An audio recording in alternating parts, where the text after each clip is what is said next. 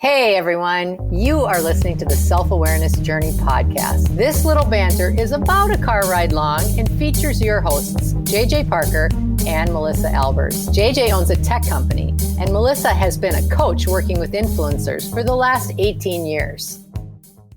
Melissa, I thought what we should do today for our podcast is talk about the Self-Awareness Journey roadmap that you've developed. Cool. Because we don't, we might refer to it sometimes on the podcast, but we certainly don't focus on it. But on the website, there's a thing called the Self-Awareness Journey Roadmap, and it's a visual, and it talks about all the same things that we talk about on the podcast, but it's like being your authentic self and your actor self, and kind of how to notice when you're in one of those two states. Yeah. Right?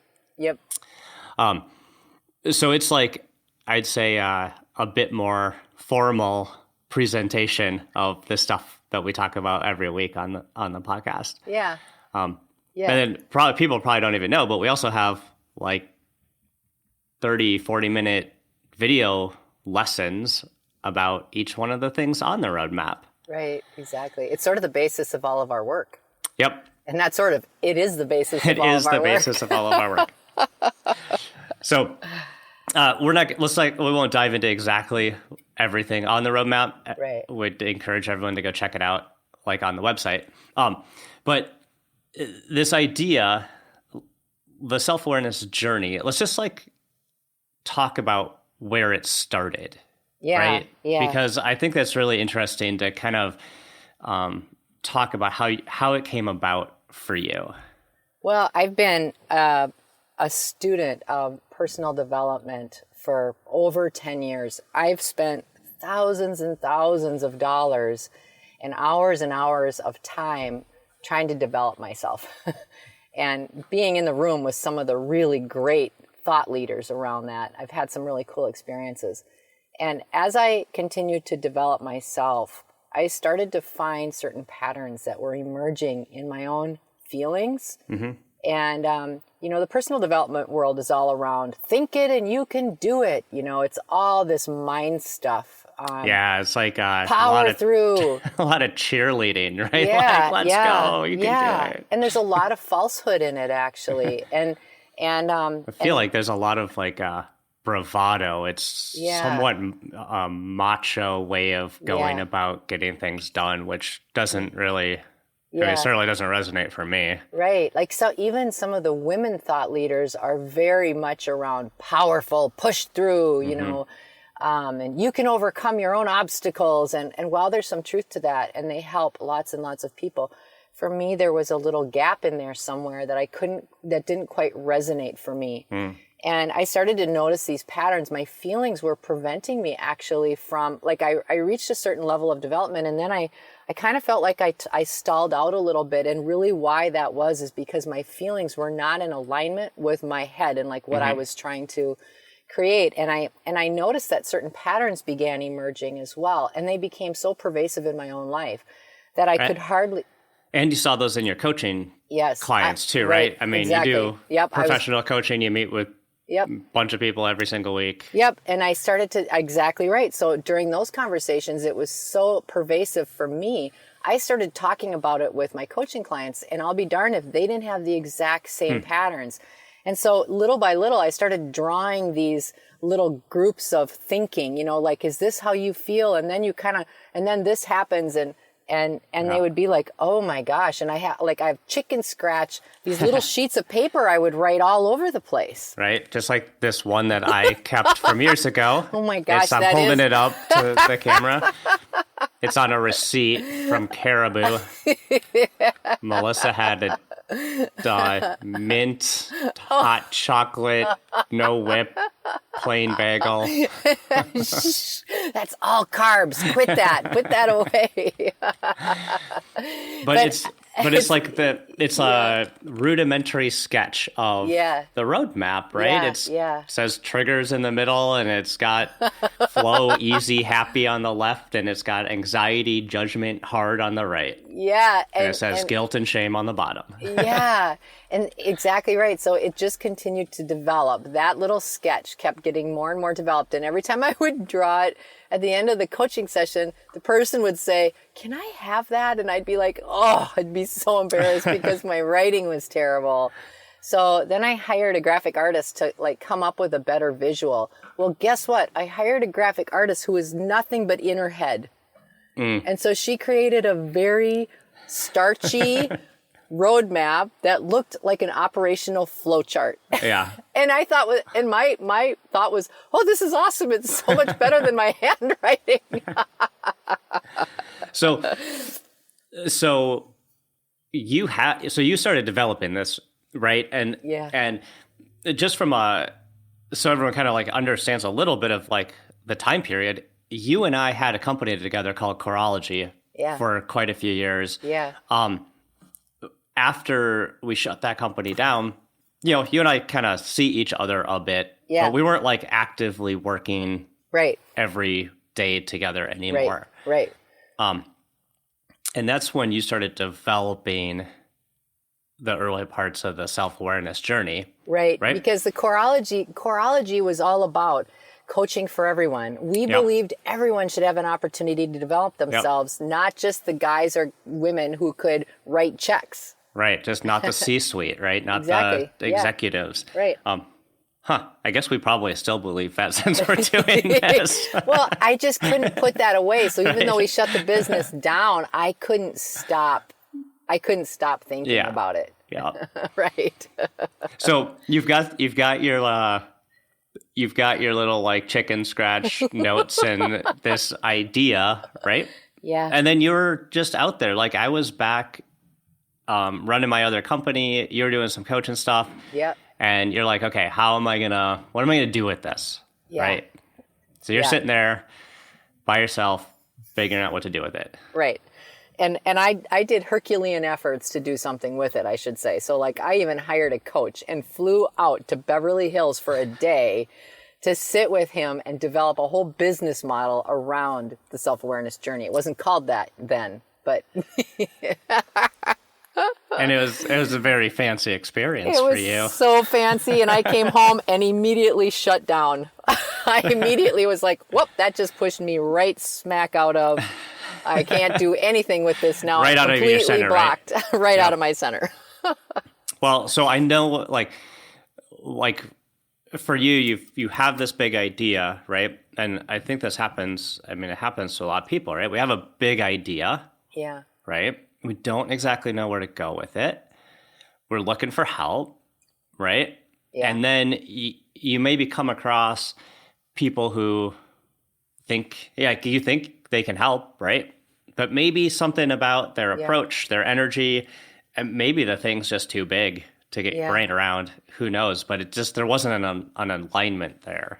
Well, I think that's the key. There has to be alignment in all that we do for it to actually work well and easy. And like I was mentioning, the whole personal development world is to push things out mentally.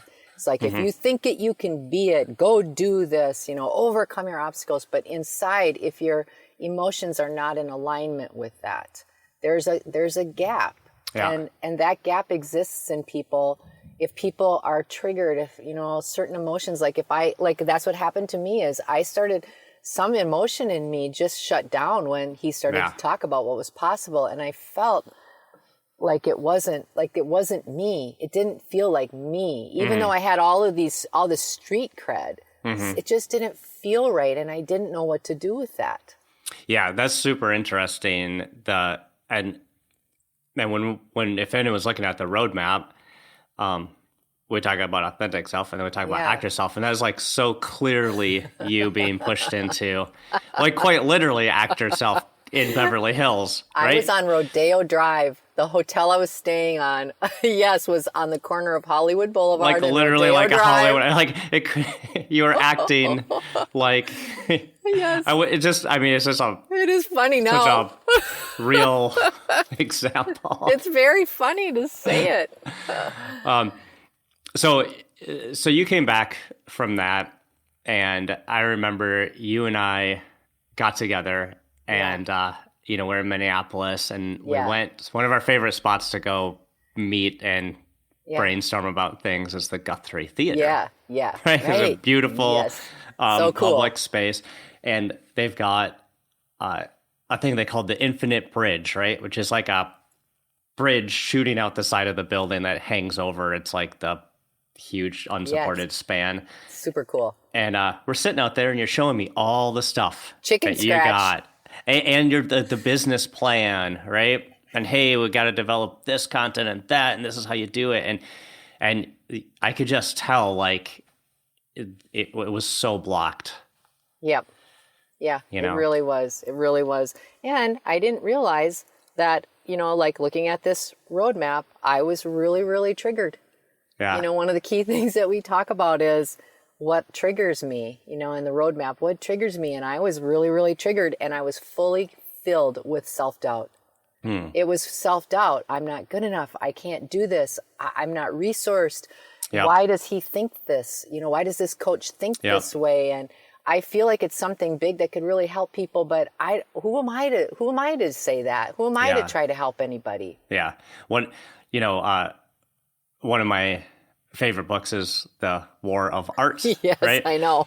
And Stephen Pressfield. and he talks about in the pursuit of art, there's a invisible force called the resistance, right? That's trying to keep you from doing your best work all the time. And one of resistance's best tricks is self-doubt. Like, I'm not good enough. Yes. Who am I to be bringing this to the world, right? Yes. Yeah. It's so powerful, and it stops so many good people and so much good work. And put it a different way, that is a trigger. That is something that triggers us and makes us feel like we are not good enough. Yep. And then our brain takes over, because our brain thinks, I got this. None of the other body systems, and I always say the emotional, spiritual, mental, and physical bodies have to be in alignment, right? And the brain, we're so used to having the brain be the master of everything. Yeah. And the brain is a terrible master. The brain is a fantastic tool and a terrible master. But yeah, I think like just looking at the roadmap, noticing really like some of the big triggers, and we have a lot of fun conversations about triggers in our podcast, but we don't ever talk about really the where it came from, like where we started to use it. And I would say, the roadmap really helps that. Yeah. Yeah. So you're sitting on this big idea. You had some of the content developed. You and I were, I think, getting together for coffee one day, and for years and years and years, through business, through not business, what would happen is you and I would get coffee, and then we'd sit and talk about something around self-awareness, right? We'd be off. Yeah. We're like off to the races. Coffee, and we're just like in la la land for like an hour, and for me, those times, it was just like, the time just like slipped away. Like I didn't even pay attention. I was just in the moment. The conversation was so great. I like love this topic. Yeah. Right. Yeah. You and I would like get into all of the different like parts of, self-awareness and feeling and like checking out with the other people that we know. What about this? Like, do you think he's very self-aware? Oh, no, not at all. Like, yeah, we do. We had a lot of fun in just like real world applications, like how it affects us being a mom or a dad, and how it affects us as spouses and, not each other's spouses, of course, but, how we interact with our lives. Yeah. And then, I don't know, we're just like, what we should do? We should just record this. Like, let's just start here. Yeah. Let's just make a podcast. Yeah, let's just make a podcast. Right? Which we've never done ever. Like, neither one of us have ever done a podcast. if anyone's like, I don't know, we're on episode something 28 or something, 28. Yeah. For those loyal listeners, they'll know the first ones were really rough, right? But that was part of the process for us, right? The journey. It was like, hey, okay, there's this big idea. We want to try to help people. We kind of had the intention set, right? But the project was still in this like overwhelmingly triggered state. Yeah. Right. But we just took one little step at a time. And I think too, like the thing that comes up for me when you talk about this is immediately as you were talking, like this is kind of a big thing that we've been working on together. It's, the output of this is fairly sizable. There's a lot of stuff now. And yet it can be something very small and little in our lives that we feel very strongly about. But if, like I noticed, even like in the roadmap too, we talk about feelings, right? And it's like, if I feel anxious or I don't like how I'm feeling, it will stilt me from being able to act. Yeah. If I don't like how I'm feeling, it makes me stumble all the time. Yeah. And I'm not talking about like how I perform outside of this. Like I'm an executive coach and I know I'm a good coach. I know I am. I know I'm good at my job. So it's not about my skill set. These are very subtle things like inside, like how I feel about things, And I think that really is worthy of pulling out. It's like as we're creating it, it doesn't have to be we're creating something massive. It could be something very, very little. But if you don't feel good about something, it really can prevent you from being authentic and going for it. Yeah, I would say that I see all the time that people who are maybe extremely good at their job, there can be one small thing in their life that is upsetting them. Yeah. And that will affect everything. Yes. Like they'll even think they're bad at their job when they're amazing at their job, but they just have some other, thing in their life that's making them anxious. Yeah. And that also the imposter syndrome conversation. Oh yeah. When you're really, really good, but you don't believe that you are, that's all right in here. Mm-hmm. So developing the roadmap, right? Like you said, it went from drawings on the backs of receipts to kind of a very more structured kind of representation. And then it went to this like third version, which is just like, just some words to think about. Right. And a softer, gentler approach to being a human being. and the idea of authentic self and actor self. And then we talk about the process of after you've been triggered, after you noticed you've been triggered. Yeah. Some tips on how to actually get back to your centered state.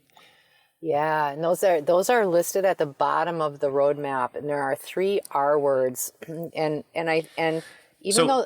Let me ask you before you like jump into like that. Yep. Right. Just in your like coaching experience, like you'd come across, like I'd say all your customers are listening, and I'm also going to say all your customers have been triggered. Sorry. It's not like I'm not helping your business. Thanks a lot. Thank you. Appreciate it. Get off my side right now, JJ. Go on now. But really, like helping people get back, right? Yeah. Like a lot of your work is, both your professional and personal work is like, okay, so I know I'm in this like uneasy state. Yeah. How am I going to get back to a place where I'm feeling good again? Yeah. And so you developed some tips for that. Yep, absolutely. I think we always start the journey, and I always like ask questions around how do you feel in your body when you're not happy? Like if something's making you upset or somebody's done something that's made you mad or hurt your feelings, where do you feel it in your body? So like getting a relationship with your body's cues of your feelings, because your feelings sit in your body, both positive and not positive, in different spots of your body. So it's like where does that happen for you? Like JJ, if you get really upset about something makes you mad, where do you feel it in your body? Yeah, I feel it like in my core, and I like shake. It makes me shake. So if I get upset about something, I get an immediate stomach ache. Like I get a really upset stomach. And I bet on the outside, no one would have any idea. Either one of us were triggered in those moments. But so like recognize it. So like if you feel really happy, if things are like right in the flow and you're just like, where do you feel that in your body? Mm-hmm. Yeah, it feels more like light. And I seem to like, things like seem to be like, I don't know, faded away almost. Like there's not a lot. I'm just very focused in the moment. Yeah. For me, like my chest feels like expansive. My shoulder, everything feels more open and more light, almost like floaty. That sounds funny, but that's how it feels. Like if I'm just so happy, I just feel light. Mm-hmm. And again, it's like the whole process of being able to recognize and be self-aware is, again, just being able to tie how your physical body is, your mental, I always say physical, mental, spiritual, and emotional bodies are in alignment. So it's getting a different relationship, first of all, with just understanding when your body's trying to tell you how you're feeling. Yeah. Because I think so often we just are so used to pushing those feelings away, ignoring them, or making excuses for them, or feeling guilty about them. Yeah. So it's been quite a journey for you to develop the journey, right? Like, yeah. Starting with some like, your basically lifelong work of personal development, your professional work with being an executive coach, like our work in Coreology with trying to develop coaching for everybody, right? Your ideas, your fancy Rodeo Drive vacation. And then us coming back together and working on the podcast and creating the lessons, the video lessons on the website, and then the other content like our conversations, interview stuff, and right. like our work tips, all around the idea of just helping people with self-awareness, right? So what is, in all this work, what is your hope for everybody? Like, what do you hope this does for people? Yeah, my hope is, I know where I started and how unhappy I was. Even though I was a successful person, I wasn't a happy person. And through this work, I have become happy. I feel very content inside. And when I'm in this contented space, I can do so much more. I am so much better for myself and for other people. I have purpose. I find it easier to create. I'm better in my jobs and in my relationships. And I know how good that feels. And in the world today, there's so much upheaval. There's so many reasons that people have to not feel good. And when you don't feel good, you're not contributing to your own life in the best way possible or in the lives of other people. Mm-hmm. And I really think that in this journey, you and I have talked about this a lot, is, my hope is that everyone can become more self-aware and head off at the pass the things that have torn them down in the past and made them not happy human beings. Because we all have, we have the right to be happy. That's our God-given right. Mm-hmm. Our birthright is to be happy. And if this helps that, I'm really happy for them. That's what I hope. That's what I hope, is that everyone can have that level of awareness and go out and be in the world however they want to be and help everyone else. Yep. That's awesome. Well, it's fun to just reflect back on about how some of this stuff came about, right? Again, I think we really hope it helps people. Yeah. And people are curious, they should definitely go check out all the other stuff on our website, which is selfawarenessjourney.com. Yep.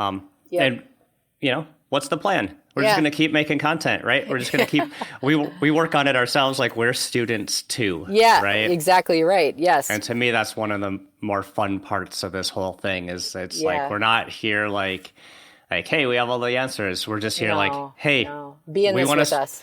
Yeah. We want to start some conversations and hopefully it helps. Yeah. And I would say too, because we've been kind of talking about this roadmap just in a wrap up today is, the roadmap, we actually developed seven